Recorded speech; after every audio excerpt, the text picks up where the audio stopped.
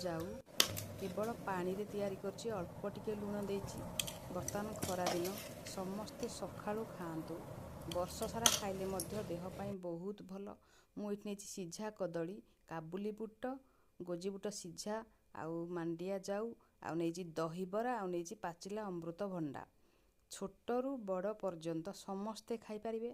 आउ विभिन्न रोगर समस्यार समाधान मध्य मांडिया जाऊ पाटिकी भल न लागिले मध्य शरीर पाई बहुत उपकारी।